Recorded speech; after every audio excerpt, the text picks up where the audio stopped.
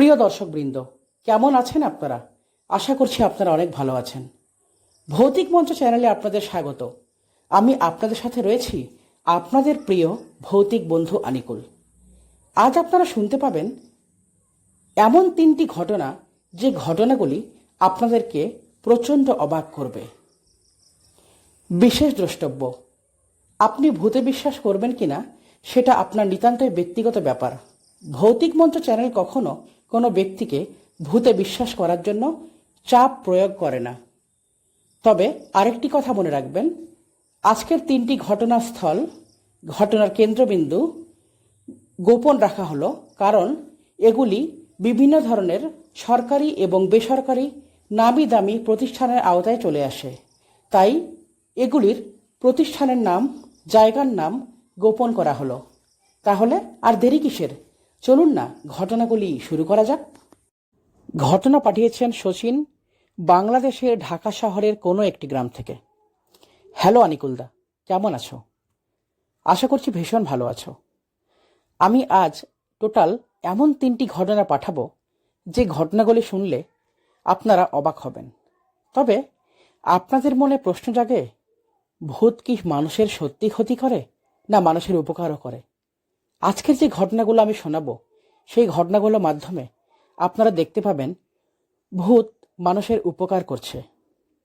আমার প্রথম ঘটনাটি হলো, আজ আপনাদেরকে যে ঘটনাটি বলবো সেটি ঢাকা শহরের একটি বাড়িকে কেন্দ্র করে। বাড়িটি ছিল প্রায় 200 বছরের পুরনো। এই বাড়িতে বসবাস করত একটি পরিবার। বলতে পারেন বংশ পরম্পরায় এই বাড়িতে বসবাস চলে আসছে। হঠাৎ করে বর্তমান বাড়ির মালিক বাড়ির পেছন দিক থেকে একটা কান্নার শব্দ পেল, কিন্তু শব্দটা আসছে কোত্থেকে এটা কেউ ঠাউর করতে পারছে না। বাড়ির মালিক একটু সাহসী ছিল, তাই কান্নার আওয়াজ অনুসরণ করে বাড়ির পেছন দিকে যেতে লাগলো। যত বাড়ি পেছন দিকে যায়, ততই কান্নার শব্দ আরো স্পষ্ট হয়ে যায়। হঠাৎ করে একটা গেট মতো দেখতে পেল, যেটা সুড়ঙ্গের মতো একদম ভেতরে চলে যাচ্ছে। যখন ভদ্রলোক সুড়ঙ্গ চলে গেল, তখন দেখতে পেল ভেতরে কেউ নেই। কিছু পুরনো আমলের দলিল দস্তাবেজ রাখা আছে। যে দলিলগুলো পাওয়ার ফলে সেই পরিবারটি অবাক হয়ে গেল। তারা জানতো না তাদের এত সম্পত্তি আছে। অবশেষে তারা জমি জমা বিক্রি করে ভালো ভালো বিজনেস করতে লাগলো। এবার আমি বলবো আমার এক দ্বিতীয় ঘটনা। এটি কুমিল্লার এক হাসপাতালকে কেন্দ্র করে। কিছু পুরনো আমলের প্রমোটাররা চেষ্টা করেছিল হসপিটালটা ভাঙার জন্য। যখন তারা হসপিটাল ভাঙার চেষ্টা করত, তখন তাদের কোনো না কোনোভাবে ক্ষতি হয়ে যেত। কারোর পা ভেঙে যেত, কারো হাত ভেঙে যেত, অথবা কেউ হসপিটালের ছাদ থেকে পড়ে যেত। যিনি প্রমোটার ছিলেন, তার কৌতূহল হলো, দেখি একদিন রাতে সে হসপিটালে যাব। তিনি যখন সেই রাতে হসপিটালে গেলেন, দেখলেন সারি সারি রোগী এবং অনেক ডাক্তার, যারা হসপিটালে ঘরময় দাপিয়ে বেড়াচ্ছে। তাদের মুখ দেখতে পাচ্ছে, কিন্তু তাদের হাত পা সারা শরীর কিচ্ছু দেখতে পাচ্ছে না।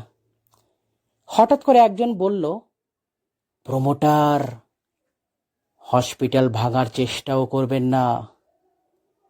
এই কথাটি শোনার পর প্রমোটার হসপিটাল ভাঙা থেকে বিরত থাকে।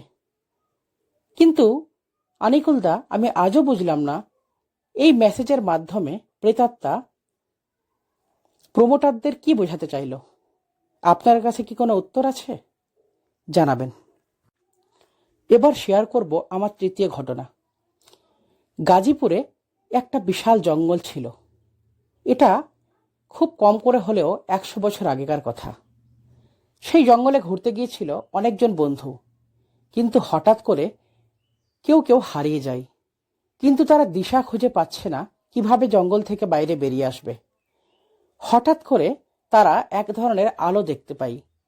যে আলো অনুসরণ করে তারা জঙ্গল থেকে বাইরে বেরিয়ে এলো। তাহলে বন্ধুরা, 3টি ঘটনা তো শুনলেন, কেমন লাগলো আপনাদের? আপনাদের কি মনে হয়, ভূত কি সব সময় ক্ষতি করে? আমার মনে হয়েছে ভূত ভালো, মানুষের মধ্যে যেমন ভালো খারাপ রয়েছে, তেমনি ভূত প্রেতের মধ্যেও ভালো খারাপ থাকতে পারে। প্রিয় দর্শক, কেমন লাগলো আজকের 3টি ঘটনা? যদি ভালো লেগে থাকে তাহলে অবশ্যই একটি লাইক করুন, কমেন্ট করে জানান আপনার মূল্যবান মতামত। আপনার কাছে কি এই ধরনের ভয়ঙ্কর কিংবা বাস্তবসম্মত ঘটনা আছে? যদি থাকে তাহলে অবশ্যই স্ক্রিনে দেওয়া টেলিগ্রাম আইডিতে আপনার ঘটনাটি পাঠান। যদি আপনার ঘটনা নির্বাচিত হয় তাহলে অবশ্যই আমার কণ্ঠে আপনারা শুনতে পাবেন আপনার সেই কাঙ্ক্ষিত ঘটনাগুলি। ততক্ষণে বিদায়।